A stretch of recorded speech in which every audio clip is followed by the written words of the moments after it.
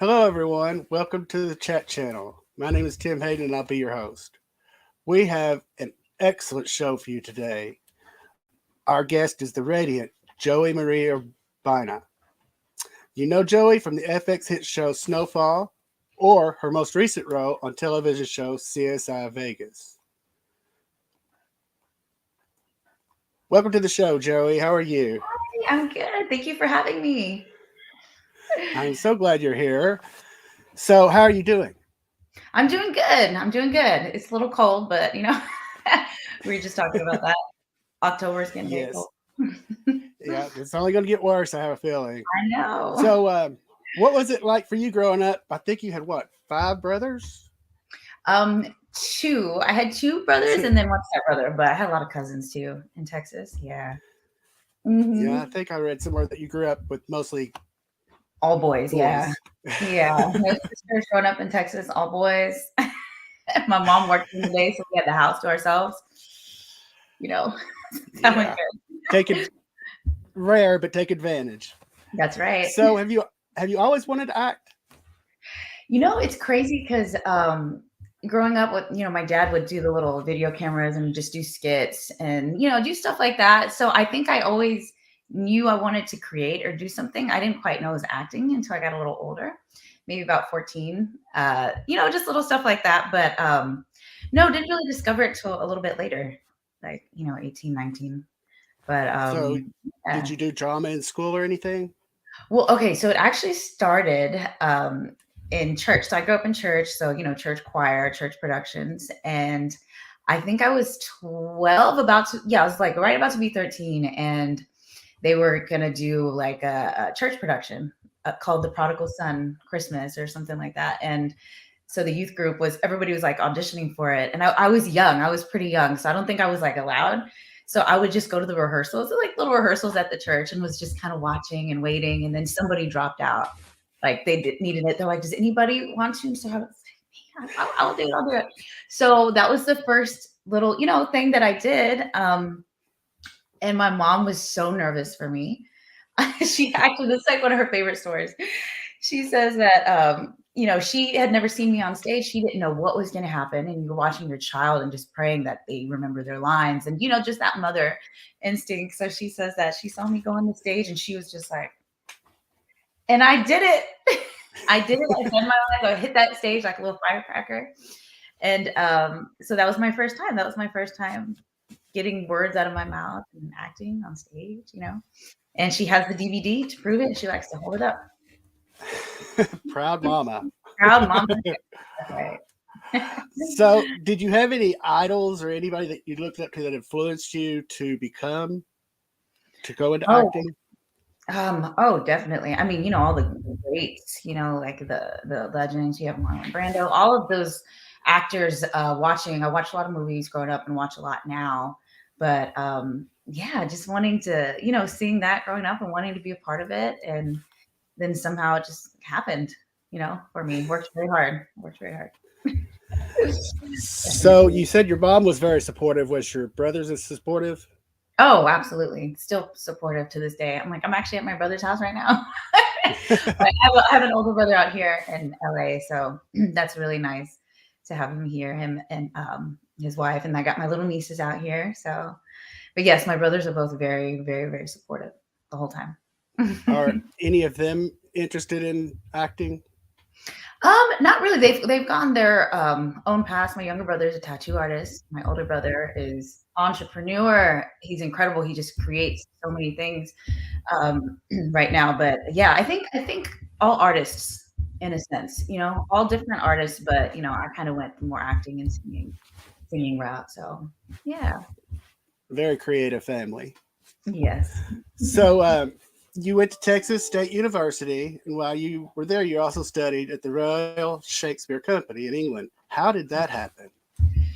Well, so yes, I went to Texas State University.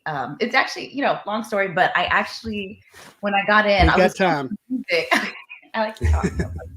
So Talk. I actually went wanted to do singing, And I auditioned for the school of music. I had been singing in high school and training and doing stuff like that. And it was like this big deal. I was like, I'm gonna get into the school of music, and that's what I'm gonna do. So it was in San Marcos. So in Houston, it's about a 3-hour drive. So my mom took me, auditioned, came back. A few weeks later, I get the letter, and I'll never forget this moment. I was so scared to open the letter. So I was like, Mom, you open it. I can't open it. So she opens it, and she gave me the face only a mother can give of like, how am I going to hold my baby right now and tell her? It said I did not get accepted. And I remember looking at the letter, and it was so blurry and I couldn't see. And it just felt like my whole life fell apart. And I was like, what am I going to do? I really wanted to do singing. And, so I was depressed for about 3 days, but I actually still got into the school, just not the school of music. And I was like, I've always wanted to act. I just, never really did it. I didn't really do drama in high school and stuff like that. So I walked up to that theater building and was like, hey, I want to do acting instead, So that's kind of where it started for me. So I went to school there for 4 years, training, doing a lot of stage work. And my junior year, we had a study abroad program in Stratford-upon-Avon in England, and I got to study with the Royal Shakespeare Company, and took a lot of workshops, did a lot of stage combat, and actually performed Romeo and Juliet. Like, there was a lot of us, so we were like triple cast, and I got to play Juliet. So that was such an exciting time for me, not just to travel, but to be doing acting and, diving in and really learning. I learned so much. And something else I also learned was that, the food portions in England are much smaller than here in the United States. Well, I ordered like a fish and chips, right? So, I was starving. I was doing all these workshops, and the plate is like this small. And I was like, I have to order 2 of these. So that was London. But yeah, so it was a great experience for me. Yes, the United States is the biggie capital of the world.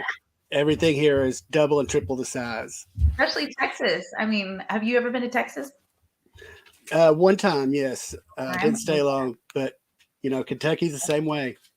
Right? I'm like, you go to like Kelly's kitchen, like cooking restaurants, and they have plates that are this big, with like, For sure. all of that. So I'm from Texas too. So. Oh, now they make pizzas that are like 5 foot across. I know. It's crazy. Not England though. I'm glad you did go there, because there's a lot of successful celebrities that did that same thing, that went through that. I hear it's intense, but it's so good. It helps so much. Oh yes, especially coming from stage, doing a lot of stage work, and I do a lot of stage work now. My teacher and mentor, her name is Gloria Gifford. I've been studying with her for a few years now, and we do stage productions here in Los Angeles. And I have to say, once you do theater, you're on stage, nothing is harder. You do stage, you can do anything, absolutely anything. There's so much endurance required, so much of your body, everything. So I'm very grateful for my training, absolutely.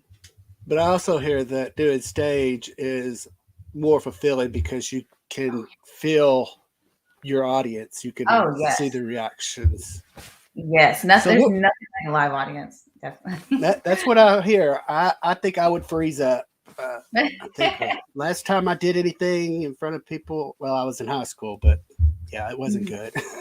Well, I remember my first time, because I said I started singing in church. I remember being so scared to even sing like an ooh and a ah in the background. I'm like not even singing a solo. I just remember my hand shaking and like trying to get my voice to be steady. So it just takes practice. You just keep doing it.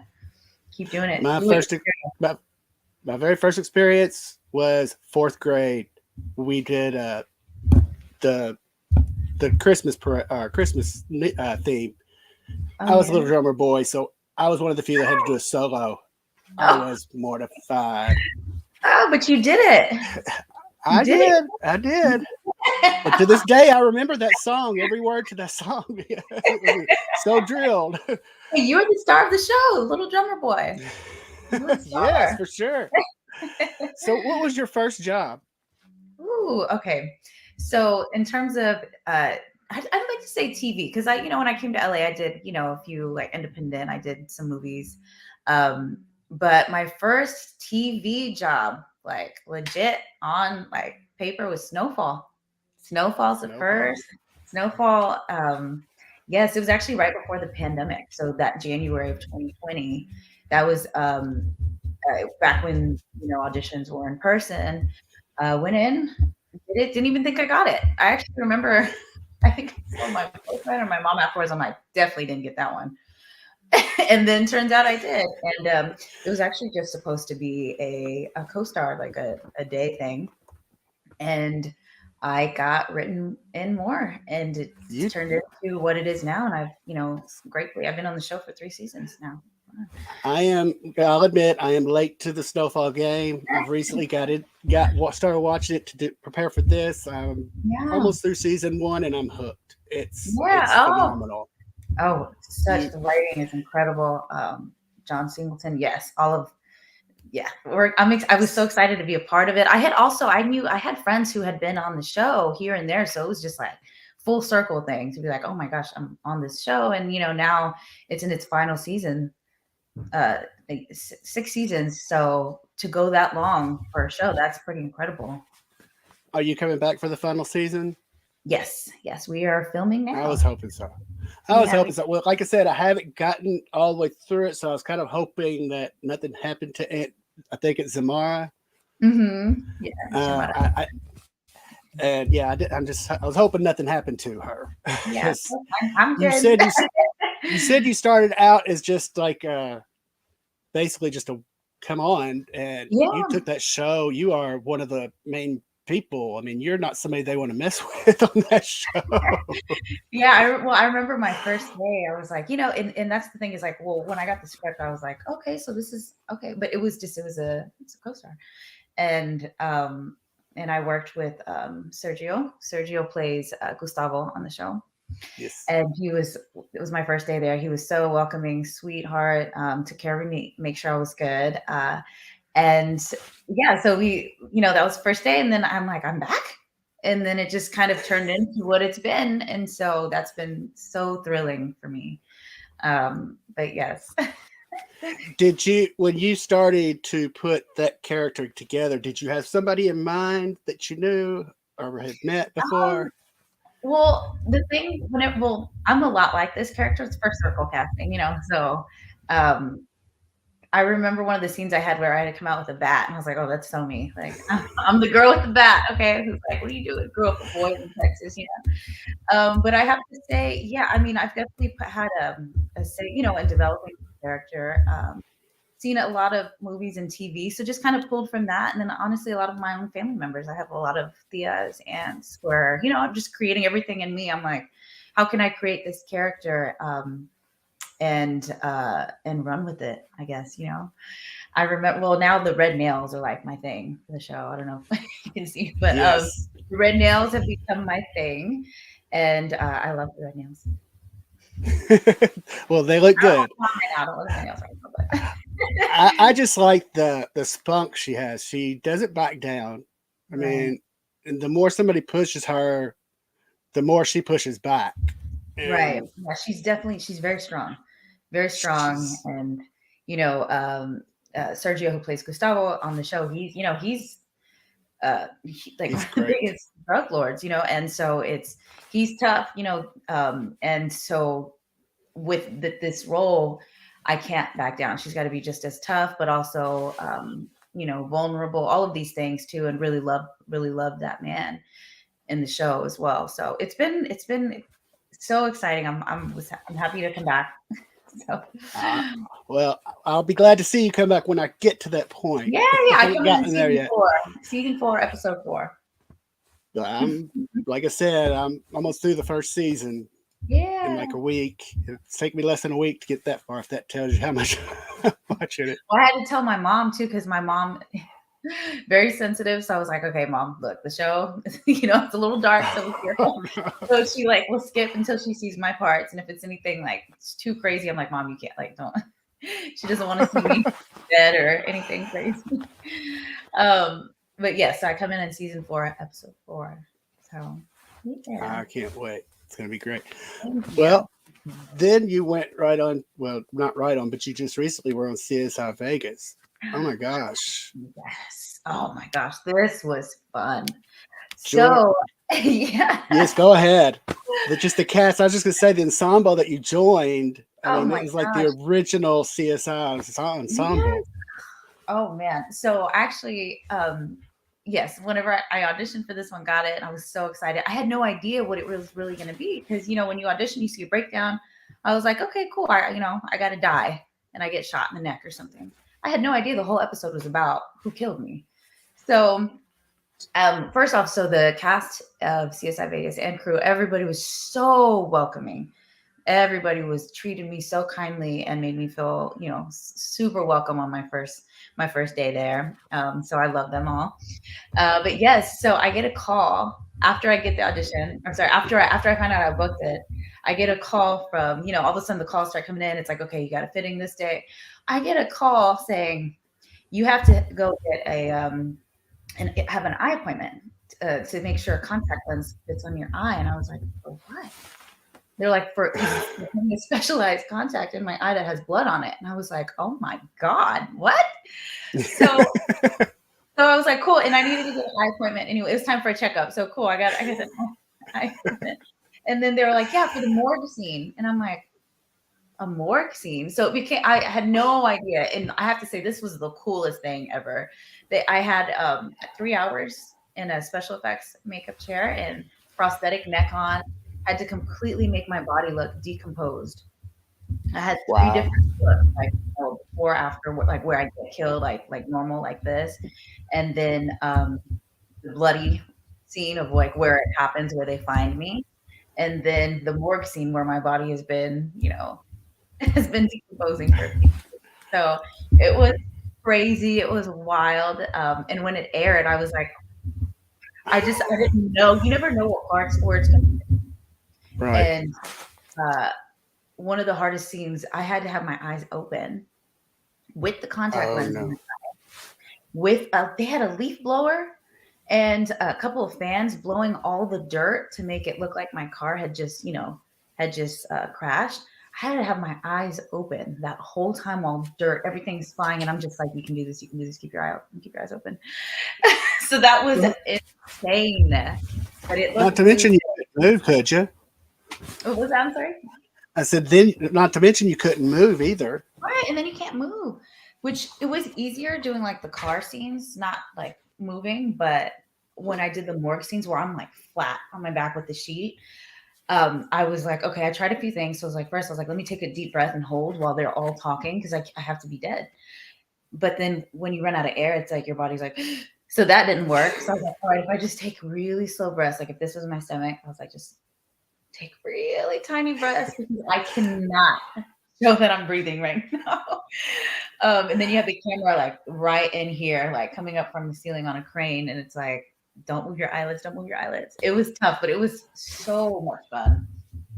Well, plus, I mean, it would be easier if you were in a shirt than a sheet because the sheet is so stiff and you could see it moving easier. Yeah. Oh my goodness. Oh, actually, you want to know the toughest part of this? They had to put me in a body bag, right? They had to zip me up. Oh no. So I'm a little claustrophobic, but I wouldn't say majorly. Like it's not like a problem. So the AD comes over to me. She's like, okay, so on this part, we're gonna zip you up, and then we're gonna call cut, and we'll unzip you, and you're good. Then we're gonna move you out, and then there was a double coming in, like look just like on a stretcher thing in the body bag, to bring that dummy in, so that they can finish the scene, and I'm not zipped up in a bag for the rest of the scene. I wanted to tell her, it's okay. Like I can do it. It's fine. Like if that prevents a whole cut, stop, move it in, like a whole thing, I'll just stay in the body bag. That's fine. But some part of me was like, just don't say anything. Just see how it goes first, and then if you can do it. Thank God for that voice. Because the minute, I kid you not, the minute they zipped me up in that bag, I was like, oh my God. I thought I was going to die. I really started freaking out. And I have my leg strap. Like I have like 5 different straps on me in this bag. And I started freaking out, but I thought, oh my gosh, Joey, just calm down. Calm down. You're fine. You cannot freak out right now. This is a job. Like, you are going to ruin this day.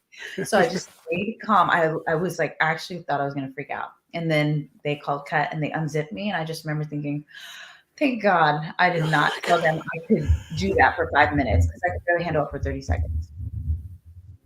That's probably the funniest part of the job, though.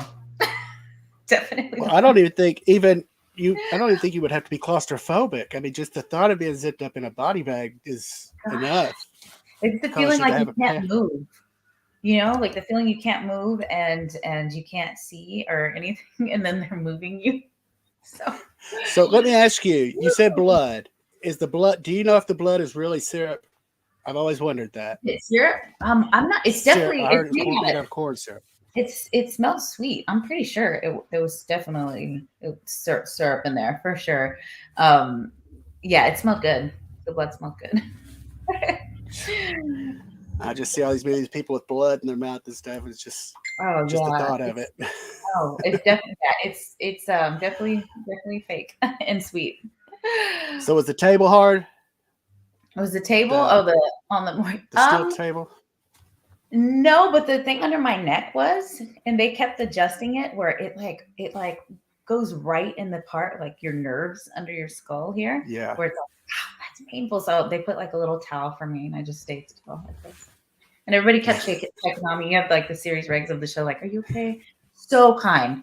You know, like I'm sitting here dead on the table, and they're like, hey, just so you know, like I've done this before. If you need anything, like this is a tough job. Like, let me know if you need anything. And I was like, thank you so much. I appreciate that. I love to hear that, because, you know, most people, fans, watch the show, they get the character and the real person mixed up, but you just hope that they're going to be as nice as you think that they're going to be. Wonderful, wonderful people. So warm and welcoming. Absolutely. So is there anyone that you really, really want to work with? That just... Ooh. Oh my gosh. Okay. So so I'm like thinking like a dream, you know, huge, you know, Al Pacino fan, like, you know what I mean? Like from the legends, that would be like Al Pacino, you know, like back in the day, all, you know, all of like the greats. That would be incredible, which I'm like, it can happen, right? It can happen. Sure it can. It could happen. You never know. Oh my goodness. Yes. I think I'm like you know, I would go more with Carol Burnett, Vicki Lawrence, even though I'm not a comedian or funny in any way, but I just love them to death. Oh my goodness. Yes. It would be a dream. Absolutely. Well, acting's not the only thing you do. You also sing. I've heard you sing, and it is phenomenal. Oh my gosh, thank you. Do you see yourself dabbling in a music career later on, or eventually? I see it. I think it's just a whole nother beast and a whole nother industry that it's kind of, you know, back burner. So it's like right now, you know, I'm an actress who can sing, but there's always a part of me that's like, I would love to do, you know, like little gigs here and there and definitely put out music. But I would need a team, because it's like, you know, I've like written poems, but never like written my own songs. And like, I don't have that ability when it comes to just creating my own music. I would need a little help and just kind of like collaborate, which is what this business is anyway. You know, it's a collaborative business. So, but I would love to one day, you know, once acting, I you know, get more of where I want with that. I would love to have a singing career as well. That would be wonderful. Well, if my memory serves me correctly, two of the singers that you covered were Beyonce and Whitney Houston. I love Beyonce. Yes. So if you could cover those two people and do it great, which you did, okay, you got it. You've got it. I'm a huge Beyonce fan. Actually, Beyonce and I are from the same city, like same neighborhood. Like my cousin went to school with her, Kelly and Michelle. Like Houston, definitely represent Beyonce. Yes. I have a niece that lives there now in Houston. Oh, okay. What part? Down by the Gulf. Oh, okay. She's way down there. Southeast. Okay. Pasadena. Yeah, I'm from around that area. And then I have some friends that live there in Katy also. Oh, okay. Yeah. Katy. Katy's nice. Katy's a nice area. Yes. Like on the outskirts, kind of going out. So how did you make it through the pandemic? I know that's kind of behind us, but especially for someone, who has to try out, or Yes, yes. Well, I was very lucky. My acting teacher, the probably a week after everything, shut down, she was like, "We're moving to Zoom. We're going on Zoom. Why not?" And she figured it out. I promise you, she was the first, if not acting teacher, to move to Zoom because everybody was afraid of it. They're like, "Oh, everything's shut down." She was like, "We are moving to Zoom, and guess what? Zoom's a camera. Guess what? That's our industry. That's our business. So we're going to use the camera." So I had that stability for me throughout the whole pandemic of to continue working on my craft, still putting up scenes. I even did a production online. We did a production, oh and wow, that where we streamed live. You can see us anywhere. We did that on Zoom. So we didn't really let it stop us. But definitely the pandemic was as for everybody, it was life changing. It was jolting. Nobody knew what was going to happen. I had just done one episode on Snowfall, and then production shut down because of the pandemic. And uh, yeah, so then my boyfriend and I we got out of LA for a little bit because we have two big dogs, and I was like, "There's no way, like they got to get their exercise." So we went to stay with his parents up near Sacramento for about 6-7 months. We were up there, so but I was still able to do everything. And commercial and theatrically, there were a lot of jobs still auditioning. The whole self tape world began. Well, we had self tapes before, but it just was not. It was not all the time. So that was a huge adjustment period, figuring out lighting. Like all of a sudden now I'm my own director for my tapes. And you got to figure out lighting. You got to figure out camera angle, backdrops, makeup. Kind of have to do it all. But it was great learning experience. I'm now because it seems that the industry kind of changed over to this. They can see way more people now. So I hear they're kind of staying that way right now too. yeah, definitely. I've had a few commercial auditions in person, but most theatrically, until for at least most of the jobs right now. It's like, obviously series regular jobs. You go further down, you're definitely going to be in the room for those things. But yeah, they can see more people, a lot more people with the self tape world. Well, Definitely. that's good for them, but probably not so good for the people who are submitting their tapes. It can be both. It's good. It has its pros and cons, definitely. Sure. Definitely. I love in the room. I miss in the room. But it is nice having the convenience of, okay, so if this is due this day, I can move around my schedule, get that tape in, or you can, go till you get the take that you want. So yeah. It seems like it'd be less stressful, doing it by tape. Yeah, definitely less stressful. I'm like, can we do a little bit of both? I just want a little bit of both. A little in the room, little tapes. Yeah, Submit the tape, then call me in for a live one. then I'll come in the room. Yes. So, what do you like to do in your free time? In my free time, let's see. Well, I have two big dogs, so anything outdoors with them. Love to go to Griffith Park, doing stuff like that. Trying to think what other free time. I have. Well, I do it sometimes. I would love to create a fanny pack line one day. So sometimes I'm just going through designs. I'm like, one day I would love fanny pack line of just, like different designs and stuff because I love fanny pack. So I'm not laughing at you. You're making me think back to the 80s and 90s because I didn't wear one, but I did carry one back then. Did you carry one like on the side? Just throw it over my shoulder, go wherever I was going in. Oh, I love fanny packs. I love them. I started like a few years ago. My dad always like had one, and so I was kind of inspired through that. And I was like, what? I want to create a fanny pack line. It's kind of out there. It's definitely out there. But yeah, fanny pack line, hanging out with my dogs. um, yeah. Do you think do you ever see yourself possibly doing any coaching? You said doing coaching, like Coaching other actors who oh, or new people coming to the business or teaching basically.